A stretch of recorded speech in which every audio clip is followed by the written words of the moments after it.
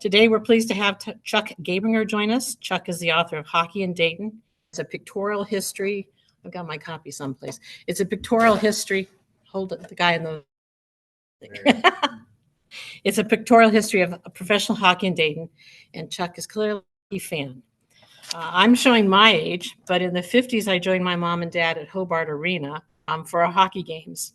In those days, a crowd the size of half the city of Troy packed the newly erected Hobart Arena to see the Bruins take the ice.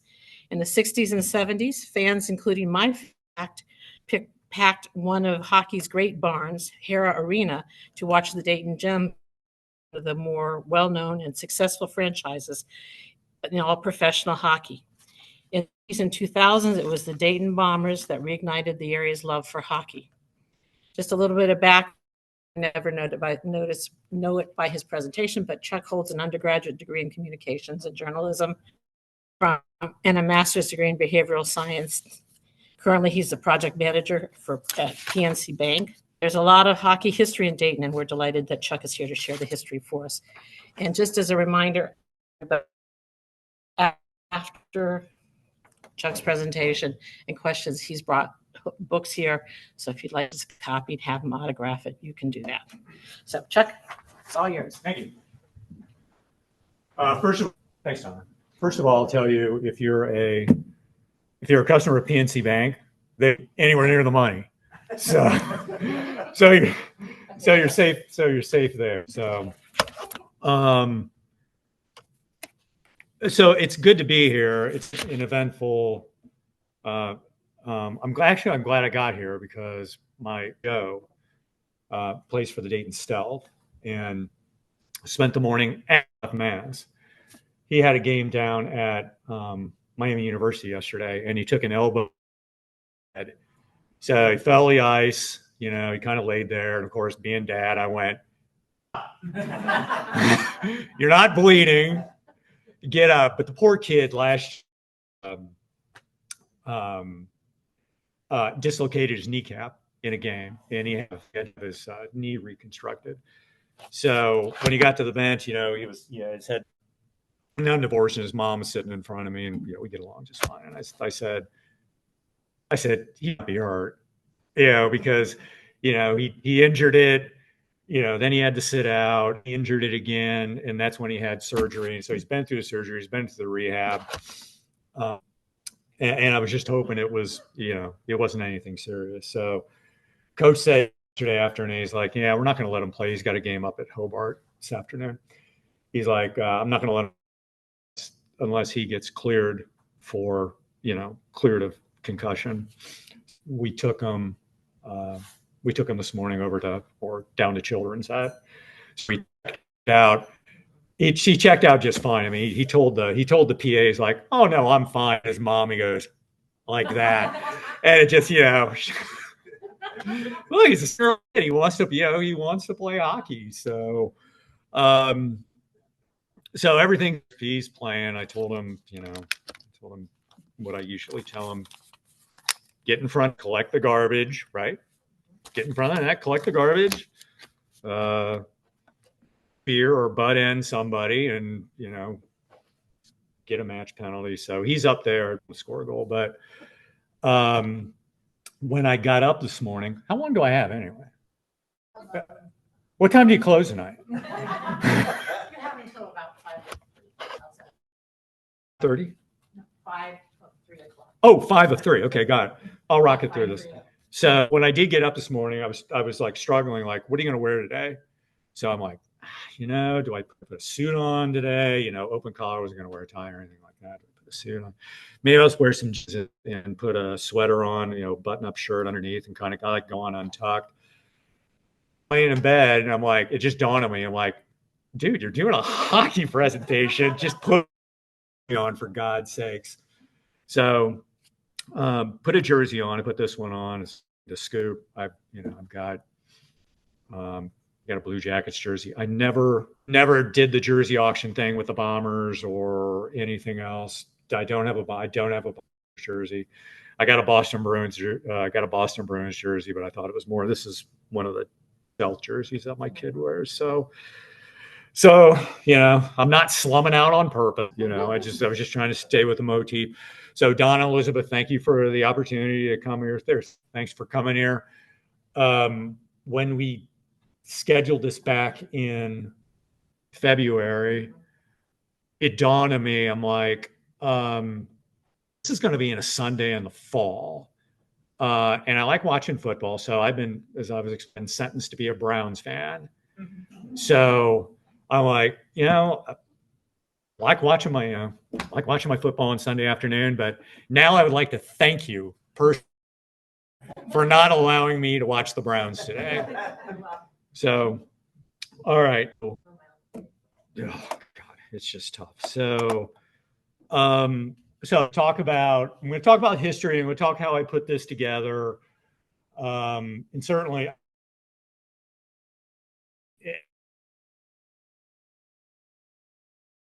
go along. I mean, if you have a question, yeah, you know what? Donna, I was paying attention to you, but I was looking at my like,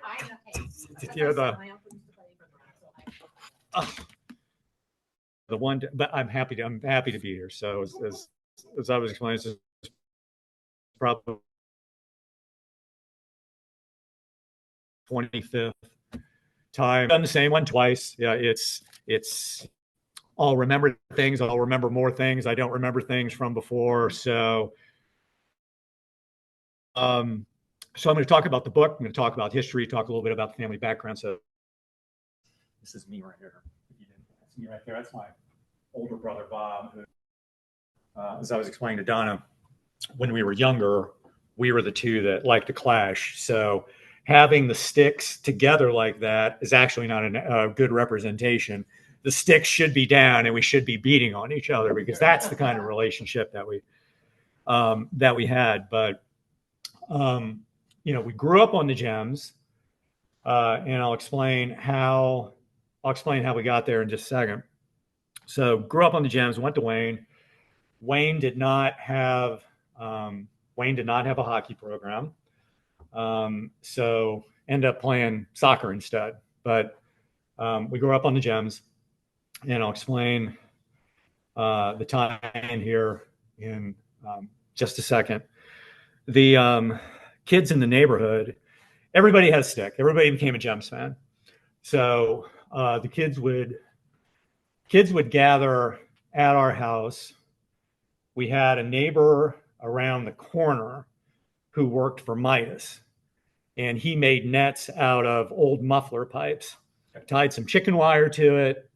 So we would play in our driveway, and then occasionally we would play out in the street. So again, that's me on the left, that's Bob on the right. This is right after the blizzard of '78. So we would play, all the kids in the neighborhood, they would play out in the street. And often, and this is in Hobart Heights, if we weren't playing in the driveway, we'd play in the street. And when the snowplows would come through, the snowplow drivers were really good enough. We would wave them off, and they wouldn't touch it, because we'd already beaten down the and packed the snow in the street. So we were hockey. We had, hockey was in the blood.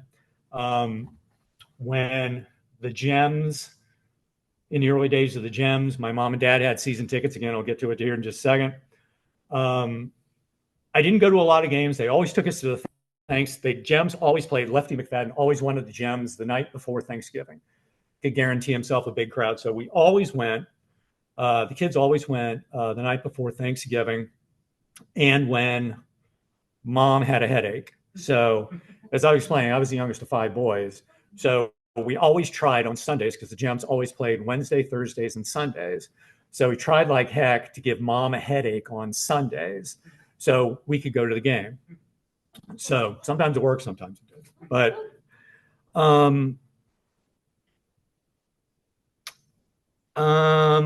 I want to say, I think that's pretty much all there. So when we play in the driveway, those of you who remember Lyle Steig, when Lyle would do the games, we lived in a 2-story house in Hobart Heights. And the way the one bedroom looked down over the driveway, somebody would be upstairs pretending to call the game down in the driveway. Maybe it was me, you know. But strangely, there's my dog Pepper. This is right after the blizzard of '70. It's one of the snow drifts there. So a lot of hockey in the background. I did play as an adult with Professor Joe Untner here in the green shirt. Played Huff and Puff over at Kettering. Fortunately, at that point, we weren't doing checking, and probably wouldn't have been a good outcome. Anyway, I started working on this book originally in 1994. So I grew up on the Gems. The Gems, I was kind of fascinated with them, to be honest with you. Even when the Bombers came to town, I was still more fascinated with the Gems, even though I was an adult watching the Bombers, which was it was a great experience to watch that as an adult. Because, I was a 8, 9, 10-year-old watching the Gems. So I started working on this in 1994. I still remember the first day in the middle of June 1994 when I met Lefty McFadden, and Lefty knew my mom and dad because because they were season ticket holders, and I met him at the Bob Evans at 35 and Woodman Drive. So we had lunch there. He was working as he was like an adjunct. He taught a sports marketing class at UD at that time. So at that point in time, I got to know Lefty and his family really well. So originally the book started out just as a book on the Dayton Gems. So I'm like interviewing anybody and everybody I could get my hand, talk to. I talked to Lefty 5 times. I talked to Pat Rupp 5 times, Warren Back 3 times. And I was just talking to everybody. And as I was explaining, I just was immersed in research out at Wright State. So doing it the old-fashioned way, which was through microfilm. So I recorded every Gems game, score, attendance, home, away. I'm still working on scoring, like every game of, every Gems game, every goal, who was in goal, how many saves, whatever. Was it Pat Rupp? Was it Jim Petty? Was it whatever else? So I guess it just becomes your life work. So anyway, for whatever reason, it just kind of like dragged on and on and on and on and on and on and on. So fast forward or slow forward to 2013. So we're talking 19 years, 18 years, 19 years, whatever, at this point in time. I've got a ton of stuff. I mean, I've got just, again, all of this material. And I hadn't done anything with it. So I was sitting in a conference room at work. I was working, actually. I just said, you got to do something with this, or just throw it in the fireplace and burn it, which, you don't want to do.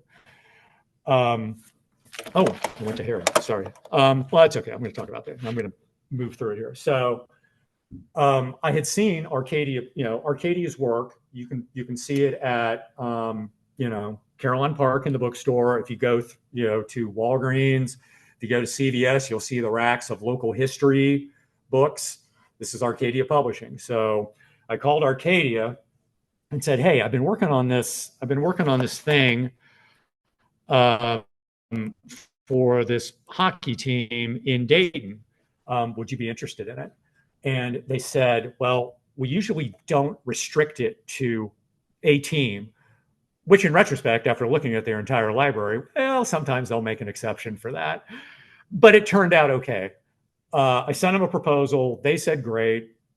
So I think they gave me 15 months to turn it around. So I got to work. Their template for a book is at max 120 pages. I'm sorry. 100. I think it's 120 images, 10,000 words. And I can't remember what the page number was. Anyway, I had a lot more stuff than that. I figured that I had seen by that point in time, after the book was published, I totaled it all up from looking at negatives and looking at collections of books or collections of photos. I'd looked at over 15,000 images, to which I had to pare it down. I'm sorry. It was 220 images. So I had to pare all that down to 220 images. Like, what are the best ones, you know? And so it was a little bit, it was a tough piece of work to get there. So we put it together real quick about the cover. On the back cover is Bill Murphy. This is from the first Troy Bruins game in 1951 against the Chatham Maroons. So I wanted to represent the three major teams that played hockey around here. So we started with the Troy Bruins on the back cover. Pat Rupp is the goaltender on the cover. Something funny about that is that Pat always joked that I don't know why I put that jersey on because I was never a captain, so it's a C. He's like, well, there was just a jersey laying around, so I threw that jersey on. So, and if you ever went to a Gems game and you remember the old Hockey Hall, Dayton Gems Hall of Fame pictures that hung in back of section 18, they had red frames around them. So when we designed the cover, I said, can we put a red frame around that? Because that's the representation, you know, that I wanted around Pat Rupp. And anyway, that's how that. And then the Bombers, I don't know what they call it, kind of the watermark image on the back, somewhere around 2004, 2005. That's Max Sirakov's work. He was the last photographer. So really the three photographers that the Bombers had were Greg Wertzler early days, and then Melissa Tazar through, you know, the Gems day, or I'm sorry, the Bombers days before they left Hara, and then the early days at the Nutter Center. And then Max took over somewhere around 2000. So looking at Max catalogs, a picture were just, you know, it was huge. So had to pare it down. Eventually we got there and everything was, you know, everything started to fall into place. So talk a little bit. I mean, now everything's going to get linear. So I'm just going to tell you a story pretty much linearly. So this was after the tornado, and my mom, God love her, she would, you know, she talked about a lot over the years how Hara was a great building. I think anybody saw a hockey game there. Hara was a great building. But she would say Hara was a very basic building. And I mean, it really was. I mean, and I think that what the tornado did, I mean, it did a lot of damage, but it exposed, like, you know, just how basic the construction was. I mean, it went up in less than a year.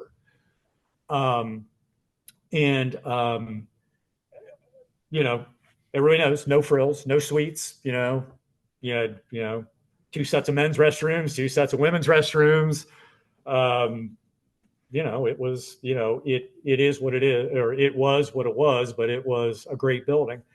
And I didn't learn until later on when the Bombers were talking about leaving Hara, was that those corrugated, you know, the upper arena above the seats, that was corrugated for the purposes of expansion, because when they build it, they're like, well, you know, we might want to make it bigger, and it's easier to take the corrugation out than it is to, you know, to knock bricks out if you wanted to, you know, if you ever wanted to expand it. So, yeah, I mean, I think I'm pretty much like everybody, even though, you know, Hara had been closed by, you know, I think it had been closed 3 years by the time that, that the tornado went through. And I think they were already talking about tearing it down. But anyway, so let's get into the family thing. So when it was announced that an IHL team was coming to Dayton, they had a name the team contest. And lo and behold, my oldest brother, Jim, wins the contest to name the Gems. There were like, I don't know what it says there. There was like 37 or 38 entries, and I'm sorry, 37 or 38 entries that had Gems, and then they picked Jim from the group that had Gems. So my uncle, who lived in rural Northwest Ohio, had been a Toledo Mercury's and a Toledo Blades season ticket holder. He drove 120 miles round trip to Toledo to see them. He had actually suggested to Jim, hey, why don't you name them the Gems? They named the Gems. We got a couple of season tickets, and then everything just kind of precipitated from there. So I blame him. What year? 64. would have been 1964. So that's how the family got involved. Yep, he got seen, and then he got to go. I think he got to go to 2 road games. They went to Fort Wayne, and then they went to Toledo. So that's what started it. That's what started with the family. So to go back to the beginning, so it all starts at Hobart, and this is where I really had to do some work. So Hobart Arena was the brainchild of the Hobart brothers, the Hobart family, and what they proposed was back. I think it started like in 1946, 1947. Hey, we need to build some sort of formal recreation program structure in the city of Troy. So they proposed to the Troy city government, Troy city government, I'm sorry, an arena, and money for a football stadium and a golf course. We'll build the arena. After the arena is built, we will donate that to the city of Troy. So the levy passed, like I don't know, it's like 88 to 12, 88% to 12, not like 88 voters to 12, but 88 to 12. The arena got built. They built the football stadium. The football stadium, if you've been to Troy, football stadium still on the back end there. Golf course is no longer there. But Hobart is still there, and it is a magnificently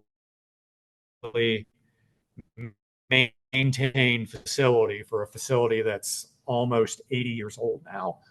The one thing I did notice, I was doing some research not long ago, and I can still kind of shake my head at it. The original drawings for Hobart had no pillars, and you know how much of a pain pillars are if you've ever been like the Wrigley Field and sat up in the upper deck or in the lower deck or any place. Trying to look around pillars is just and I mean there's nobody around anymore to ask, hey, why did you put the pillars in? Because the pillars are terrible. So anyway, so Hobart opens in 1950. Again, that's Bill Murphy, first game against Chatham Maroons in 1951 when they were the IHL. The IHL Bruins. This guy is a recurring character throughout the history of Dayton hockey. His name is Ken Wilson. So Ken was a hockey guy. He was bred under the tutelage of Eddie Shore. So Ken was in Grand Rapids, Michigan when Hobart Arena opened. The Hobart Arena management got wind of him that he might be looking for a job, and they brought him down to manage Hobart. He was a hockey guy. One of the first things he did was go looking for a hockey team. I'll get to that here in a second. So this is them pouring the concrete at Hobart Arena. You see all the refrigeration pipes that sit underneath the floor of the arena. Anyway, let me see. So what happened was who had folded and were looking for a home. So Ken Wilson contacts the management of the Milwaukee Clarks and says, hey, do you think your players would want to locate to this new arena down in Troy? They agreed. So for the first year, 1950-51, they competed independently. They didn't get admission to the IHL right away because the IHL was predominantly Detroit area, Grand Rapids, Toledo. It's kind of hard to believe they thought Troy was too far away and that the travel would be way too much. Of course, look at everything now. So these are the Miami Valley Bruins. So this was the first team. So they were the Miami Valley Bruins, not the Troy Bruins. So they competed independently where they played all sorts of teams. There were a couple teams they beat like 27-0. I think Tillotson, Ontario, that stands out to me. But they played some IHL teams. They played a couple of AHL teams. They played independent junior teams. And then finally in 1951, they were granted membership to the International Hockey League. So they competed in the IHL till 1959. I'll walk through it here real quick. Really interesting. This was one of the interesting pictures that I got. I think it was from Bill Murphy's collection. So, of course, they didn't have buses back then in the 50s. That's not how they traveled. They traveled by car. They would throw luggage into guys' cars, and they would travel from game to game. Warren Beck told me on multiple occasions, it's amazing that nobody got killed, because you're driving around cars in the winter, on slick roads, and it's not as though, automobiles made in the 1950s had the advanced safety features that we have, now. So they would, some nights they would play in Toledo, and then they would have to drive to Louisville for a game the next day. And he would talk about how they would pass the time driving in the car, that, they obviously wanted to keep the driver awake, or bad things would happen. Again, if you don't have a sophisticated highway system like you do now, or the rest areas or whatever else, that a lot of times they would take like a piece of cardboard, wrap it around the dome light in the car, take a smaller piece of luggage, put it in the middle, and they would play cards all night, with the dome light on. They didn't want to, but they didn't want to, expose the driver to too much light. And that's how they would keep the driver, awake until they would get to, whatever their destination is. But yeah, they would just pile into cars, and, they would get to their next spot. The Bruins as a whole, fairly successful. The 9 years that they were in the IHL, they qualified for the playoffs 7 and 9 times. The 54-55 Bruins made it to the Turner Cup Finals, where they played they didn't have the pleasure of playing the mighty Cincinnati Mohawks of the 1950s, who were a farm team of the Montreal Canadiens, and they were loaded. But the Bruins did take them to 7 games. I think they got beat 7-0 in Game 7. But they did make it. They did make it to the Turner Cup Finals once. I'm just looking at some of the names here. Nelly Podolsky, who was a coach. Bill Tibbs was a great goaltender. Once had 190 minutes consecutively of shutout time. That was a record in the IHL for a very long time. Steve Gaber, who's down first row right, when he retired from the IHL, he was, you're only probably talking about 10 years, but he was the IHL's all-time leading scorer when he retired. Dad Salchuk, just a number of other guys. There were a couple of well-known players. Norm Kwan, who became the first Asian American to play in the NHL, played in Troy. And then a goalie, if you're familiar with the old New York Rangers, Gilles Villemure, spent some time in Troy before moving on. Then he played with like Ed Jacquemin, in the 1970s version of the New York Rangers. So without getting too much more into the Bruins, we get to the late 1950s. The attendance that was there isn't quite there anymore. They get through the 1958-59 season thanks to some financing from Eddie Shore, helps them survive. They announce in mid-March, Ken Wilson announced in mid-March, we're moving to Greensboro after the season. So they did make it to the playoffs that year, and they played Louisville. They played Louisville in an opening round. I think they played 4 games down in Louisville. It was a weird series. They played 4 games down in Louisville, and then they were going to play the next 3 in Troy, because Troy had a circus going on. So they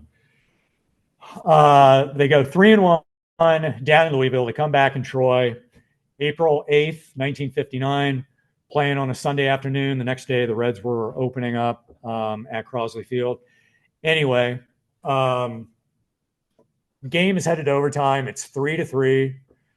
One last rush for Louisville up the ice. Less than 10 seconds remain. This guy, whose name is Warren Beck, is playing for Louisville, admittedly says, I just flipped the puck at the net. It wasn't a shot. He said, I just threw it at the net. It's like I tell Joe, just throw the puck at the net, let whatever happens, happens. So Warren throws the puck at the net. Puck goes in. They lose in the final 10 seconds. That's the end of the Troy Bruins. Troy Bruins moved to Greensboro, and the first chapter, I guess you could say, of Dayton's hockey history is over. So Warren killed the Troy Bruins. So Warren goes to Michigan and plays for Muskegon after that season. The Bruins and Ken Wilson go to Greensboro, and we'll come back to Ken Wilson in just a second here.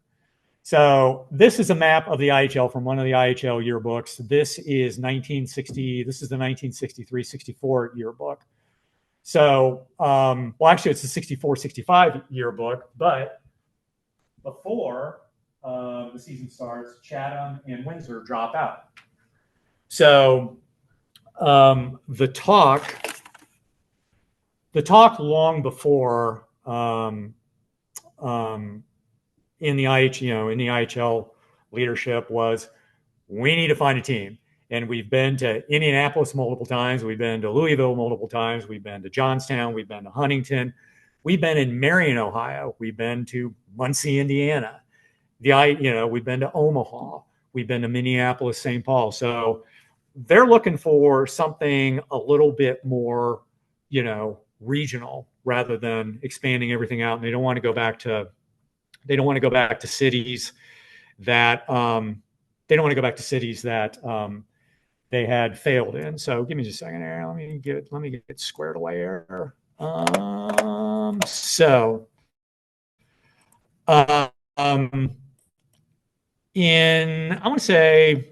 about 1961 or so, Lefty McFadden is named general manager of the old Dayton Speedway. He is tasked with turning the Dayton Speedway around because he's a great promoter. So Lefty takes that job on, and at about the same time, at that time, the Hara complex was just the Ball Arena, and they had a home show out there every year, and the home show would do really, really well, and they were drawing big crowds. And at about the same time that Lefty is named general manager of the Dayton Speedway,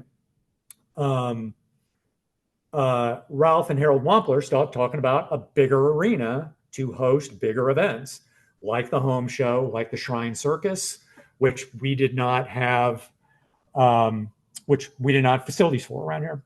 And by the way, when they built Hobart, and this is kind of a common theme, is that at the same time, Dayton was talking about building a downtown arena for hockey.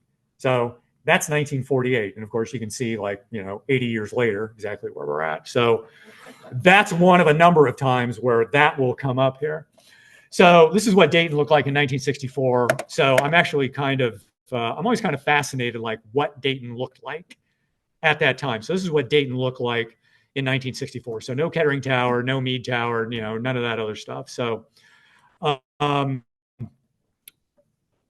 they start constructing Hara Arena in 1963. They finish it. It's on track to finish in 1964. Andy Mulligan, who is this guy right here, and that's Harold Wampler. That's Lefty McFadden. And lo and behold, that's Ken Wilson. So Ken Wilson, by that point in time, had been to Greensboro. Now he's general manager of the Toledo Blades. So a group from Louisville was going to bring a hockey team into Dayton.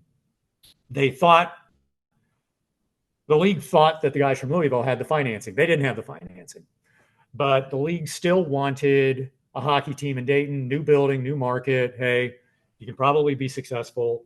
So at this press conference, they were going to, on, I think it was June 21st, 1964, they were going to announce the new Dayton hockey team. The guys from Louisville back out. They want somebody to take it over. They pull Lefty literally out of the meeting, and they say, would you be interested in taking on the hockey team? So he said, I don't know. Let me talk to my wife about it, like any smart dude would do. So he talked to Chris, his wife, came back the next day, said yes. Then they gave Lefty 6 weeks to raise $40,000 in league fees and working capital, to get that done by August 1st. So Lefty went out, started selling shares of stock for $1,000 to local business people whoever would buy it. He bought a couple, Dr. Stu Denmark, Art Bach, Jack Reeder, who is the president of Coca-Cola. I'll talk about him in a couple of minutes. They all buy stock. So the Gems get up and running. First coach of the Dayton Gems, Warren Back, guy who kills hockey in Troy, becomes the first coach of the Dayton Gems. He was going to retire from hockey. He actually was under contract with the Boston Bruins. So he was retiring from hockey after the 1963-64 season with Muskegon. He was in a training program with Sears. He was going to become a manager. So Andy Mulligan had recommended Warren to come down and be the coach. So Warren took that on, and along with Lefty, they started building the Gems. So they have a draft. They draft a bunch of nobodies and never has-beens or never will-be's and has-beens, guys that would never come to Dayton. So Warren goes about, tries to build a team. That first season, they end up putting, I think it was 45 different guys in uniform because, there was just guys going in and out. They're trying to find the right combination. Shortly before the season starts, you've probably seen this picture before, front part of Hara explodes. This was, I think, October 7th. So literally 3.5 weeks before the season opens, the front of Hara Arena blows up due to a gas leak. So fortunately, nobody was killed. That's the most fortunately. But also fortunately, the Wamplers were able to get it cleaned up and get the arena into good enough shape where the Gems were able to open on November 2nd. So just going through. So here's Guy Trottier. Everybody remembers Guy. Probably, the first great goal scorer the Gems had. Story about Guy. The Gems drafted a guy by the name of Tommy Clark from the Port Huron Flags. So Port Huron is across the St. Clair River from Sarnia, Ontario. So Tommy Clark plays for Port Huron. Tommy's like, I'm not going to Dayton. That's too far from my mom. Again, a smart move, like asking your wife, So instead of Tommy Clark coming to Dayton, Port Huron sends Guy Trottier. Worked out pretty well for us. So Guy stays 3 years, scores a bunch of goals, comes back in the mid-1970s. Good story about Guy and Dayton in general. So this was 1995 when I was on my first odyssey about writing a book with the Gems. I go in I think it was November. It was right after Thanksgiving. So I go to Toronto when I was working for Huffy. We had some area managers up in Huffy. In Toronto that worked for Huffy, and I had to go up and meet with them. So being a clever guy that I was, I'm like, I'll just kind of figure out when the Maple Leafs will be in town, and I'll schedule my trip. So I go to Toronto, I meet with the area managers. The Maple Leafs play the Washington Capitals that night at Old Maple Leaf Gardens, and my hotel's 2 blocks right up from Maple Leaf Gardens, so I could just walk there.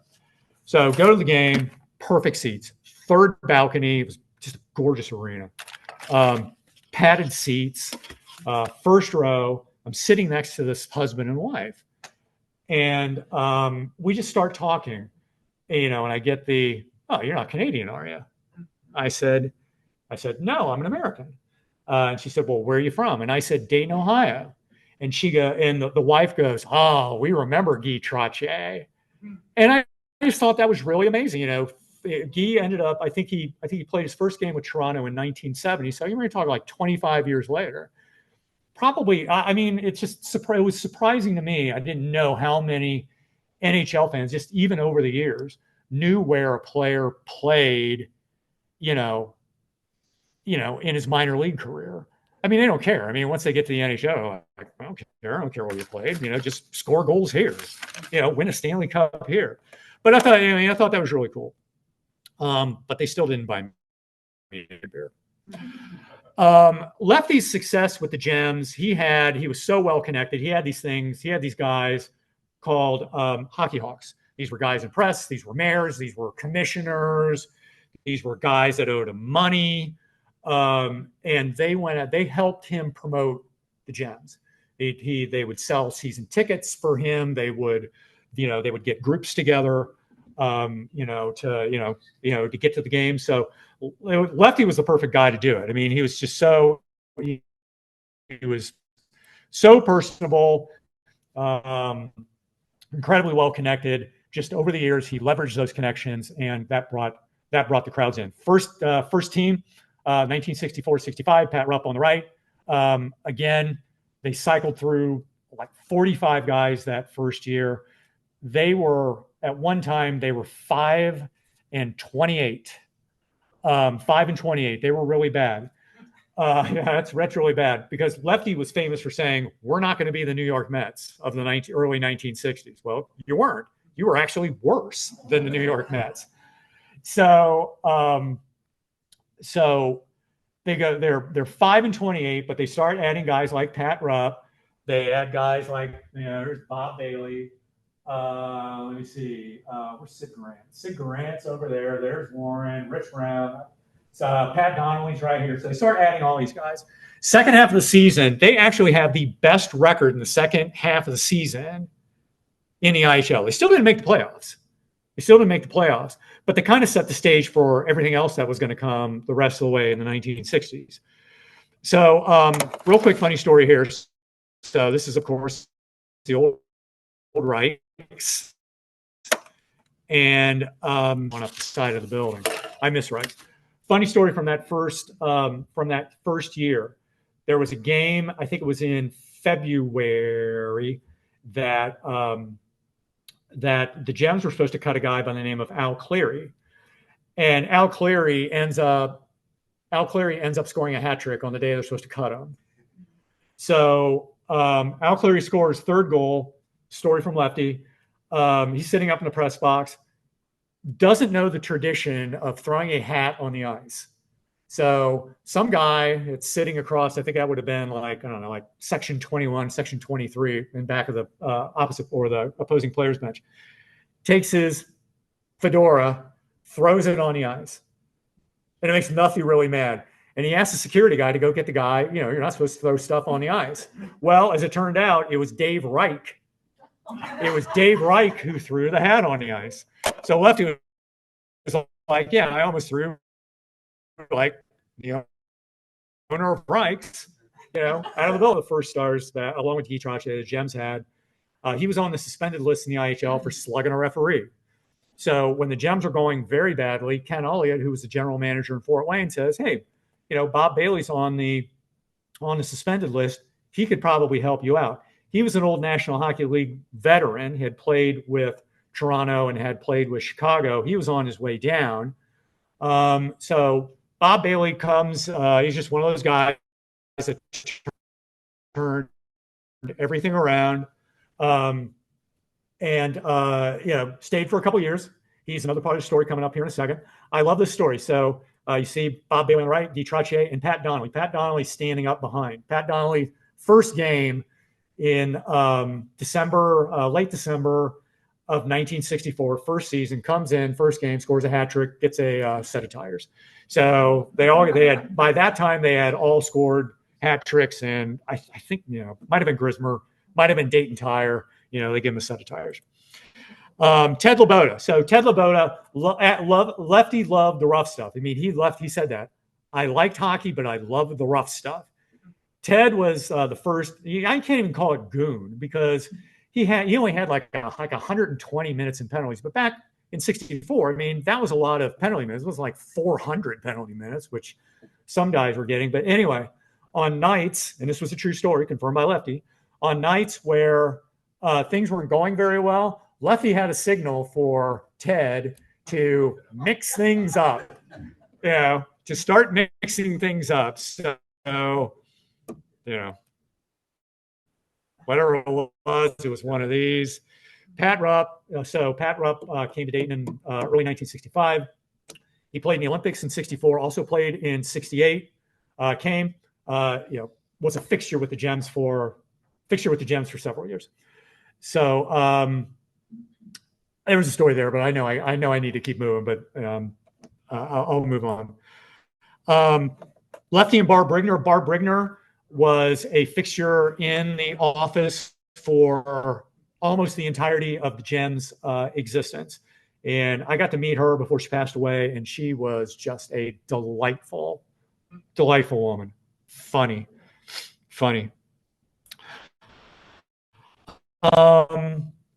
Don Westbrook. So Don Westbrook, after Guy leaves, Gems make a trade for Don Westbrook, who played with the Toledo Blades. It became purported as the worst trade that Toledo hockey has ever made in history. So he was Rookie of the Year in 1964. After Guy leaves, they get Don Westbrook. Let me go back here. They get Don Westbrook, and he proceeds to score 218 goals over the next 3 seasons. He's most valuable player a couple of times. He's just like the steal of the century. They pair him up. I'm going to skip by that. They pair him up with Bob Bailey and Bob Regis, who had been there for a while. Early 1967, first year that Don Westbrook is there, the Gems are tearing it up. I mean, they are outscoring everybody significantly. These guys play on the same line. They are playing in a game in Fort Wayne on December 8th, and Bob Bailey gets called for an offsides. Bob Bailey proceeds to punch Billy Purcell in the face, knocks him down, and Bob Bailey suspended for life. Never played another game in Dayton. And it was really a shame. I mean, because, who knows, given the next couple of years, what, how good the Gems would have been. But so Bob Bailey, key part of the story. I like this picture. So this is Don Westbrook taking a slap shot at Hara, and I can already tell you this was in the second period of this game with Toledo. You can tell because there are no player benches over there. If you remember the configuration of Hara Arena, the penalty box would have been down a little bit further here. But it's always really interesting. I really like this because, one, you see how high the boards are. And they had to construct Hara Arena with high boards because there was concrete when they built the bowl of the arena behind the boards. It changed over the years. They put some space there. But you can see how high the boards are. But it's also really interesting now when you have all the safety features of every arena. You have, 5-foot high glass. There was no glass. There's no glass there. I mean, the pucks just went up.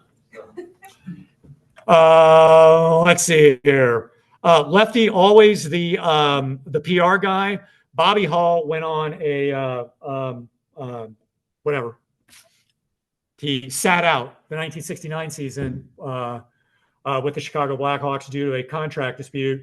So what did Lefty do? Lefty called his agent and said, "Hey, why don't you come play for the Dayton Gems?" Now, there was no way in that Bobby Hall was ever going to play, for the Dayton Gems, but it was a great piece of, public relations. I mean, it got a lot of play. So, Gems win the Turner Cup in '68. Great team, and that's probably the what's the word I'm looking for here. That's probably the glory days, if you will, of the Dayton Gems. That the '68 and the '69 teams, in that attendance was high. Morenback always talked about Sunday afternoon games at Hara were just they were just a zoo. It was hard to get tickets. They always sold them out. So between 1968 and 1969, the Gems win back-to-back. They win back-to-back Turner Cups. I like this picture. I couldn't find the picture of Duncan Russo. I've got it somewhere. Duncan Russo hoisting the Turner Cup. It was the only time, the Game 7 in 1970, that they won the Turner Cup at home. The other two times they won it in Muskegon in 69, and then they won it in Port Huron in 76. But at least they won one at home. So not too long after, Larry Wilson leaves. Lefty was, you see this, Lefty walks on water, Wilson for governor. Larry Wilson was going to come back in 1970 for the 1970-71, didn't. Lefty was named minor league executive of the year in 1970 for all the stuff that he did. Stuck around a couple more years. A downtown arena. I don't know if anybody's familiar with this story. So, you had the ABA. I think nowadays you have the XFL or whatever So the idea was broached to have an alternate major hockey league, which would end up being the WHA. Remember the Cincinnati Stingers? Eventually the Edmonton Oilers, the Calgary Flames, the Winnipeg Jets would play in the WHA. Well, because of Dayton's hockey success, the founders of the WHA said, why don't we put a team in Dayton? Well, okay, sounds like a really good idea, but where are you going to play? The Gems were not going to give up Hara Arena, so it was proposed that they would build a downtown arena here where, what's the amphitheater downtown? What's it called? Yeah. And Stouffer's. That Dave Hall Plaza was, they were going to build a 15,000 seat arena, 15,000 seats right downtown. So it was going to be funded by the county. Met a lot of resistance after the Gems said they're not leaving town. The whole deal fell through. The Dayton Arrows, which they were named, ended up moving to Houston to become the Houston Arrows. And I think the next year, subsequently, Gordie Howe and his two sons, Mark and Marty, end up playing for the Houston Arrows. Am I on time? Do I got to leave? Are you going to clear everybody out? Anyway, yeah. I mean, if you want to get up and walk out, that's fine. I got somebody outside collecting license plates. So something that became big with the Gems, Lefty and Marion Glass were really good friends. On about 1973, after Sunday afternoon games, and then later on after Saturday night games, players would go to Marion's there on North Dixie. You could meet the players. You could have some pizza. You could drink some beers. I'll tell you how dumb I am. I think it was 1975. My mom and dad go to Marion's after a game, and they get a sheet of paper that has Jim Petty, Steve Self, Bill Riley, Larry Bolonchuk, Jack Patterson, Stan Jonathan, and I can't remember who else, on one sheet of paper. Gets all their autographs. So I probably ended up throwing it away. The thing about it is, all those guys ended up making it to the National Hockey League. So I don't know what I did with it. Anyway, again, fascination with what the town looked like. This is what Dayton looked like in 1973. So no riverscape, no riverscape, no bikeway, no Mead Tower, no nothing there.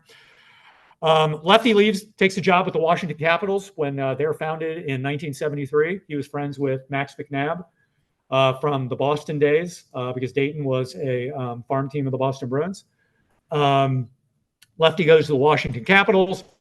Tommy McVie comes in. Everybody knows who Jim Petty is. Jim Petty was star goalie for the Gems from 73 to 1976, known for his fisticuffs. He was a great goalie. He ended up playing some time with the Boston Bruins. Known for his fisticuffs. That picture was taken at Hara when they were set up for big-time wrestling. So Jim Petty in, I think it was 1974-75, had 134 minutes in penalties, which was more penalties for a goalie than Dayton had accumulated all the goalies up to that point in time. He was very colorful. Got to talk to him a couple of times. Passed away a number of years ago, but very interesting. So this was a game from November 1973. So violence in hockey is nothing like it used to be. So this was a game, and Jim Petty was involved in this versus Port Huron early November 1973. Fight breaks out in the penalty box. The Port Huron player goes after a fan in the stands. Jim Petty goes after the Port Huron player who went after the fan in the stands. Jim Petty, no lie, ends up beating the Port Huron guy into Miami Valley Hospital. Breaks his jaw, gets his jaw wired shut. Jim Petty, being the great guy that he is, sends him a dozen roses and a box of nuts the next day. But this was not uncommon. I mean, it was common with the old Broad Street bullies of the Philadelphia Flyers. I mean, violence was prevalent in hockey at that time. You didn't see his stuff in the Bombers days. Certainly you don't see his stuff anymore. The first year of the Gems, they had just a shade over 1,000 penalty minutes. So I don't know what that figures out to. Can't do the math. By the time they get 10 years later, 1974-75, they accumulated 2,400 minutes in penalties.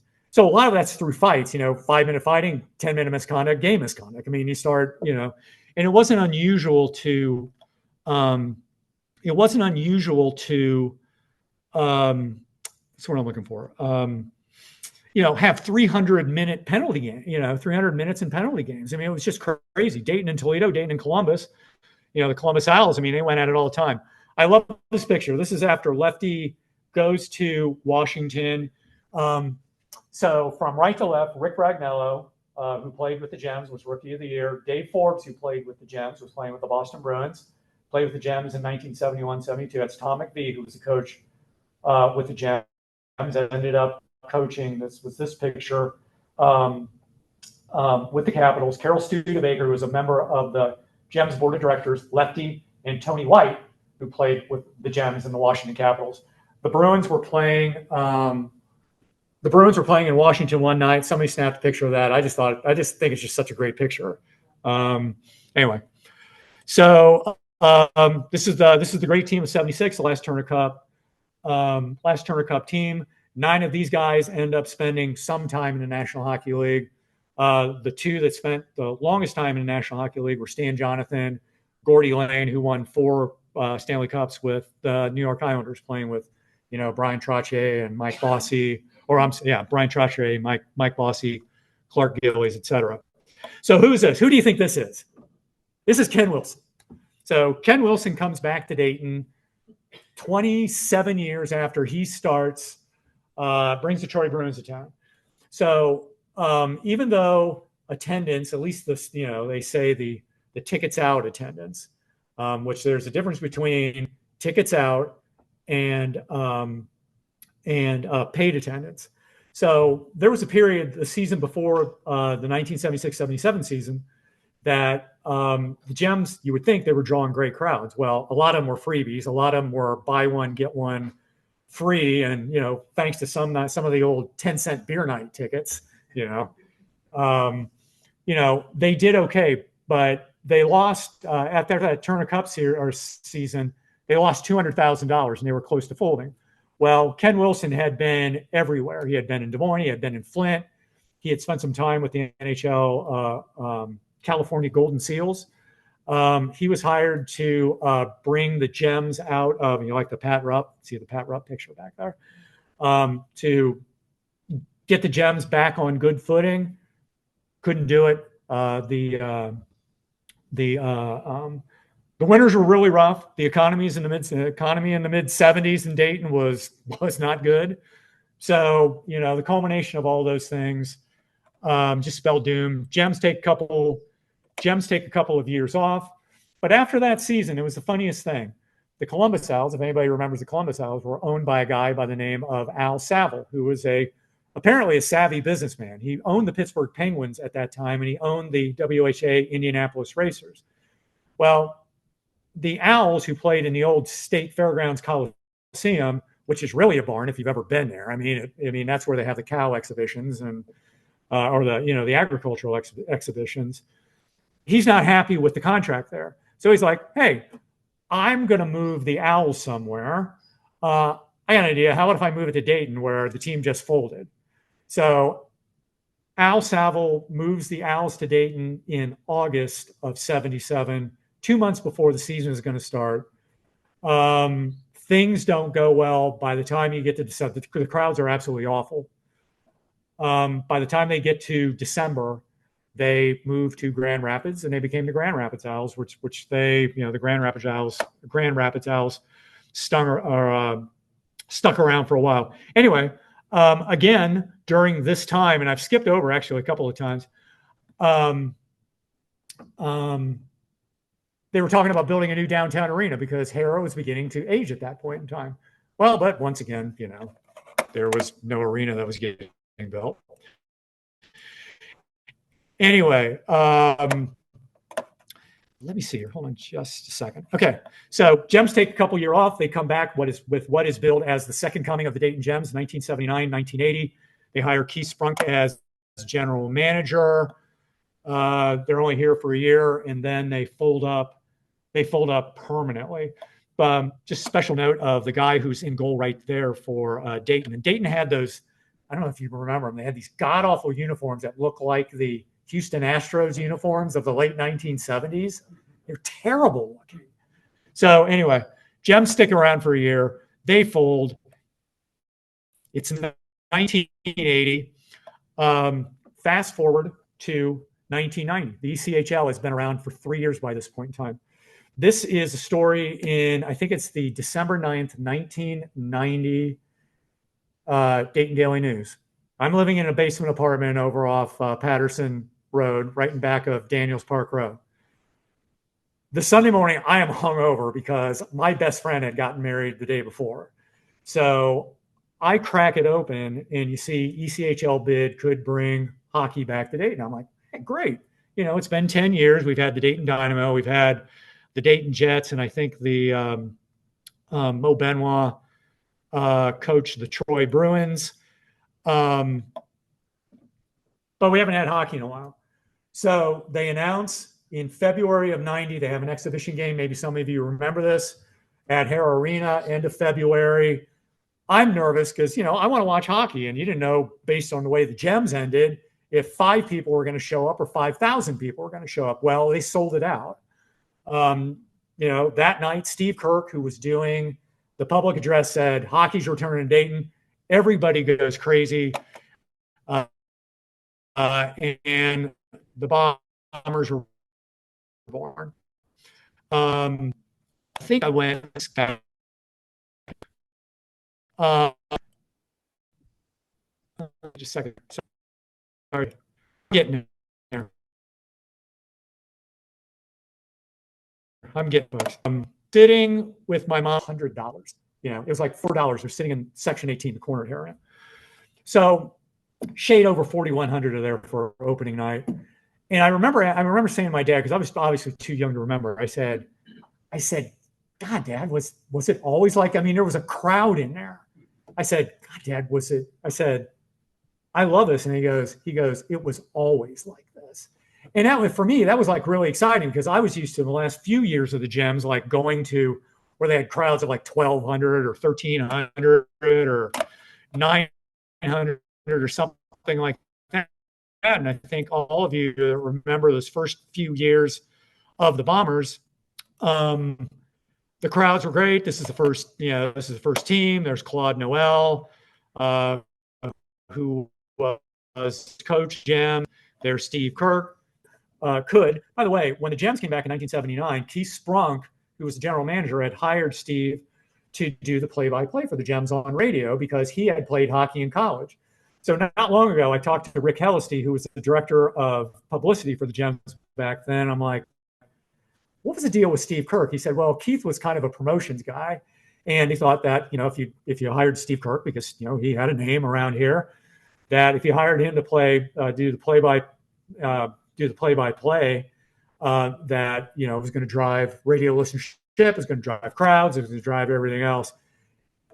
He knew nothing about calling a play-by-play. You know, and like 8 games in, he's like, I can't do this stuff anymore. Of course, he was doing the morning show, and ended up Rick Hellisty was Bombers, nothing else. I just think this is a really great shot of Hara Arena. So of that team, it's just, to me, it was just, I mean, Hara looked really good, you know, for being almost 30 years at that time. So really good team. A couple guys ended up in the National Hockey League. Darren Langdon and Mark Lawrence played on that team. This is something you saw all the time when Dayton played the Toledo Storm or the Columbus Chill. I think that's Derek Crawford there. Big crowd. You know, always a good time. There you go. That's typical hockey right there. Guy leaning over the glass, and I'm sure giving the business to the ref or giving it to somebody. But again, I mean, you get a look at, you know, a crowd at, you know, a Hara, and you know, on the weekends, Friday and Saturday nights, they went through a streak of, I think it was 22 consecutive Saturday nights from 1992 to 1995, where they sold out every Saturday night. Saturday night was a really tough way. Sunday afternoons was a tough ticket. So, you know, Saturday nights was a tough ticket. Yeah, I'm not going to talk about that one. That one is kind of special. Great in between. You know, they used to have great in between stuff at Hara when the Bombers were at Hara. You know, some of the promotions they had, remember they had Claude the Happy Trumpeter. You know, he was really cool. The Dynamite Lady who blew herself up. She didn't really blow herself up. who was the Adam Bomber was the mascot back then. But again, big crowd there. And let me just say, I just want to say this real quick. So you see all the dasher boards. So by the time we get to the 90s, dasher boards are a common thing. Everybody's selling dasher boards for advertising. Lefty had an idea in the late 1960s because Coca-Cola was, and Jack Reeder, who was the president of Dayton Coca-Cola Bottling Company, had an idea to paint Coca-Cola on the ice in exchange for advertising dollars. So all the old IHL owner, old guard, Ken Elliott up in Fort Wayne, Jerry DeLeese up in Muskegon, Mo Snyder up in Port Huron, like, no way, that's too Barnum and Bailey.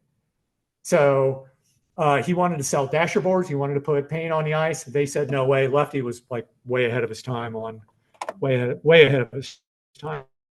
I don't know. This dude only played in Dayton for a couple minutes, or well, you could say, what do you say, a cup of coffee. Guy's name is Darrell Ray. He played in the National Hockey League, played with Edmonton one year when they won the Stanley Cup. Anyway, came into play on a rehab assignment, never played again, ended up doing play-by-play for the Bombers. He did play-by-play with Jack Pohl when Jack Pohl was doing radio. Anyway, after he left, Darrell Ray ended up in Dallas. And he's been either the play-by-play guy or the color guy for the Dallas Stars since 1996. This guy's probably a lock to go to the Hockey Hall of Fame in the broadcasting wing. Anyway, I only brought that up for that because there are like several guys that have left Dayton hockey and have gone to like the big leagues. Les Jackson was played with Dayton in the mid-'70s, ended up general manager with the Dallas Stars. Neil Smith played with the last Gems team in 79-80. Was the general manager of the New York Rangers when they won the Stanley Cup in 94. He brought Mark Messier to the Rangers in 94. Other guys became coaches in the NHL. Jim Playfair did. Claude Noel did. So a lot of players came through, not only went to the National Hockey League, and by my count, I think it was 47 or 48 played in Dayton and ended up playing in the National Hockey League. So a lot of guys that passed through here ended up playing in the National Hockey League. That's why I bring it. Oh, there he is. There he is. There's Colin Noel right there. They're right there. Dayton blessed. I'm going to go ahead and say it. They've been blessed with some great stick handlers. Bob Bailey was the first one. Craig Sharon, if anybody remembers Craig Sharon, and Colin Miller. I mean, you got to have great stick guys. And Colin, Dayton Hockey Hall of Famer, right? Dayton Hockey Hall of Famer. So, and that was after the move to the Nutter Center. So this great picture of Hara. I don't know who they were playing that night. They were probably playing Toledo. It's probably a Saturday. Yeah, it's probably a Saturday night. Everybody remembers what a big crowded Hara was and how good it felt. I mean, it was pretty cool. October 20th. So anyway, Bud and Arnie, Bud Ginger, Arnie Johnson, owners of the Bombers, have bigger visions for Dayton hockey. Hara, they were restricted in crowds. Hara is starting to begin with age. John Seal was the general manager of the Nutter Center. John Seal was the general manager at Hara Arena at one time, and it started out as an usher at Gems games back in the mid-1960s. Bud and Arnie approached John and say, "Hey, how about if we put ice out at the Nutter Center?" Why they didn't put ice at the Nutter Center when they first built it, who knows at that point in time. Anyway, after the 1995-96 season, Bombers leave. They move out to the Nutter Center. This is the first game versus Peoria, October 20th, 1996. I remember that because my nephew's baptism was that day, and I blew off the party in order to go to the hockey game. And therefore, I am not too popular with my older brother, Bob. Go back to that first picture with us in the stick. I was still giving it to him at that point in time.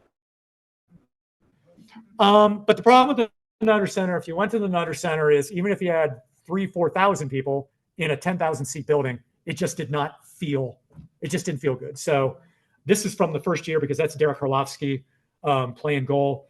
You could probably see, this is probably me, a couple of my older brothers here. That's where we sat. It was the same place that we sat at Hara Arena. So Bombers did not last long. A couple things got out of order here. This is Guido Tanisi, who just recently passed away. You're like, who the heck is Guido Tanisi? Anybody familiar with Slapshot? Everybody's seen Slapshot. Billy Charles Boy, the pretty boy who kept looking at himself in the mirror. Guido Tanisi played in Dayton briefly with the Owls. So he spent a little bit of time here. He just recently passed away. So Dayton Ice Bandits. Everybody remembers the Ice Bandits after the Bombers leave for the Nutter Center. The North Dayton crowd's not really happy. So the Dayton Ice Bandits of the it was the Colonial League move into Hara Arena. So they used to call it the Ice War, between the Bombers and the Ice Bandits who were playing at Hara. It was a battle of attrition. It hurt the Bombers. It hurt the Bombers financially, which eventually led to Bud and Arnie selling it off to John Gagnon. Mike Plosick, who was a Centerville attorney, owned the Ice Bandits. They folded after 1 year because their attendance, the team was bad, but the attendance was also bad. So at one time you had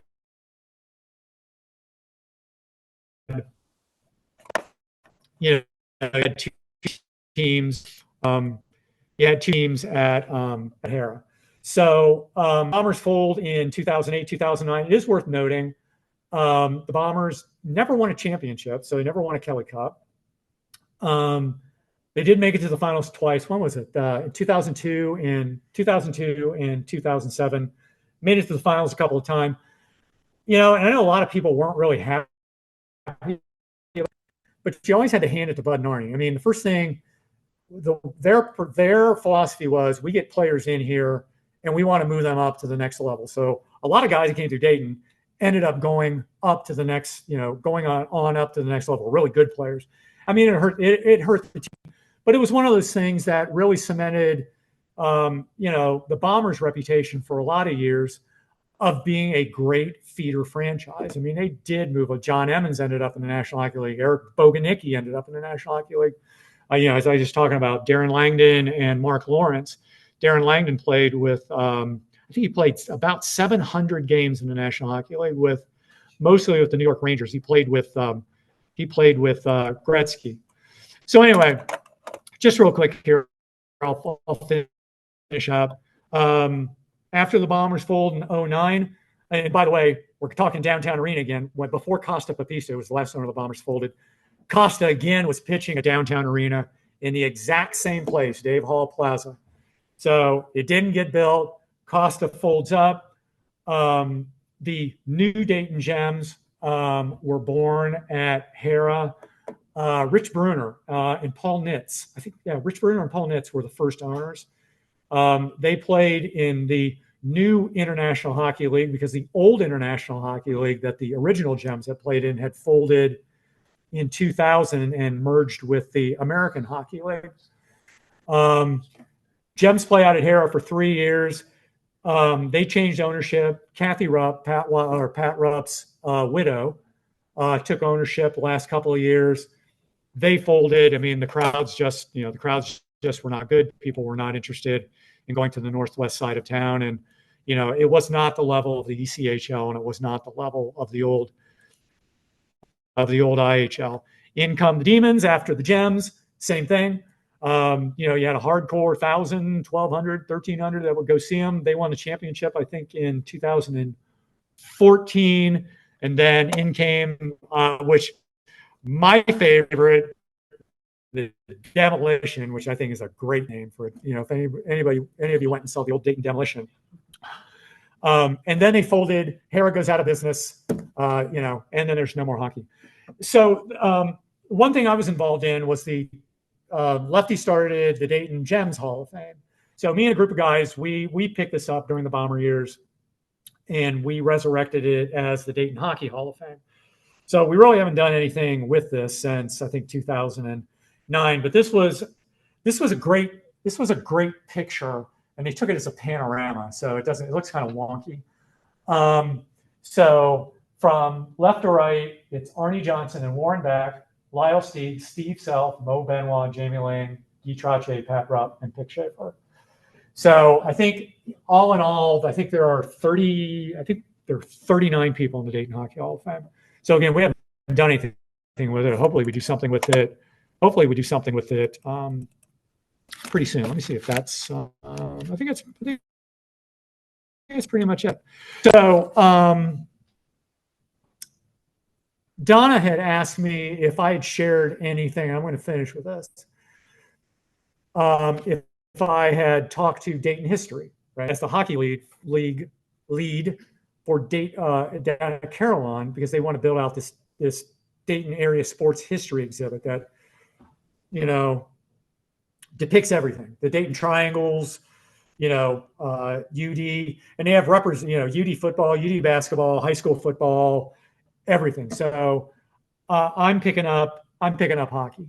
So hopefully at some point in time, the Hall of Fame, in whatever, and some of the memorabilia that I've accumulated over the years, which is a lot, which I don't even want to mention if I have like a flood in my house or a fire or something like that. Most of the stuff that I have is either going to go to the Special Collections and Archives at Wright State, or some of it, as I was mentioning, I have the McFadden family gave me Lefty McFadden's Turner Cup ring from '69. That something like that I'll send to the Dayton or the Hockey Hall of Fame, the National Hockey Hall of Fame. But I'm hoping that, at Carillon sometimes they're going to put that in the old Culp's cafeteria, I think. But they're trying to raise $3 million. Anybody got $3 million laying around? We take a collection right outside the door. Hopefully that gets built, because people are bringing great ideas to this. So I hope hockey has a spot there. They've assured me that hockey will have a spot there. And then the last thing, we've talked about arenas, multiple times. And there were times I wanted to talk about arenas in here. There were other times. '68, there was a big fight. They wanted to build an arena that would have housed the University of Dayton basketball team and Bennett Convention Center. And it was always on the same site, right there across from Carillon. And the county and the city were dragging their feet back in 1968. And UD finally said, "The heck with you, we're just going to build our own place." And that's how the University of Dayton Arena got built. Eventually, the convention center got built, 3 years later? And for some unknown reason, like the Nutter Center, why didn't you put ice in it? So, we had an opportunity for a downtown arena. It's been talked about, it's been discussed. Do I think it'll ever get done? I'll just frame it this way. I remember I used to be a big letter writer. And I sent a letter to Phil Savage, who was the general manager of the Cleveland Browns in 2006. And the Browns were struggling. And I'm like, dude, get it together, put a winner on the field. My dad is getting them. My dad by that time is 80 years old. He just had bypass surgery. I get a letter back from Phil Savage. He's like, hey, and I was a season ticket holder. He's like, hey, we're working as hard every day. We're doing what we can. And I said in the letter, I'm like, my dad saw the championships back in the 40s and 50s. I think, before he goes, how about if we win another one? Phil Savage is like, yeah, we're working on it. So in terms of an arena, I'm beginning to doubt that, before I check out, that we'll ever see an arena in Dayton. Columbus has 3, Youngstown has one. Toledo has one, Cincinnati has one. I've lived here all my life, and, I would say I'm allowed to criticize the city and the county. I've always thought the city and the county thought they were smarter than everybody else. That's why it took us so long to go from heavy industry to technology. We were holding on to this, and, we should have been moving on to whatever else. But, a downtown arena, we're all in agreement here, would be a great complement downtown to what the Dragons do, during the summer. I don't know where you put it. I have some property downtown. They can build it on the property that I have. They pay me enough for it. I'm just kidding. I don't know where you put it, but I think we all miss hockey. We all miss a good Saturday night game. We miss a good fight. We don't miss people, or we don't miss players going into the stands. But I'm hopeful. I guess, you always have hope, right? You just always have hope. Anyway, I could go on for hours and hours and hours and hours, because there were probably 800 other pictures I didn't even touch on. Thank you for coming out. Appreciate it. It's kind of a cruddy day, but hope you enjoyed it. And Donna? and Elizabeth left because she couldn't take it anymore. No, Uh, she's doing double duty. Oh, okay. So don't take it personally. Oh, yeah. I know. Thank you. And before you go, just a reminder that the last of the fall series is going to be on November the 16th. And we're going to do some of the popular holiday music of World War II. And we're going to tell some stories about veterans and how those songs impacted their lives. So hopefully you'll join us in a nice little holiday discussion. Thanks again. Thank you. And he has books and if you want to sign. Early on there, you had. It was, yeah. Go back. I think he went in the Red Wing system. His dad. But then that guy in that very front bottom left on that picture, Max, was my first youth coach. He coached with my dad, my team down in Hamilton. Oh, wow. And then I ended up, so Marty's Marty's got two other brothers. Doesn't Marty live in Kettering? He does. He's got three brothers.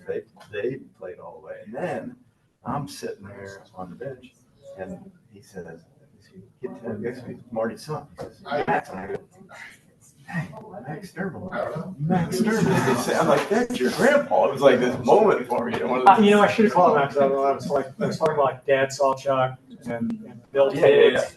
But Marty Storm was, the last 3 or 4 years, he was their leading scorer. Oh, really? Okay. Yeah. I didn't know how they came to Hamilton. These areas. Yes. Oh, yeah. No. This is pretty great. Would you mind? No. Not as an Not at all. So you since I was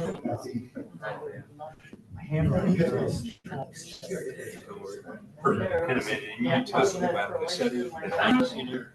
I was, because I was in the military, I was stationed in right at the time.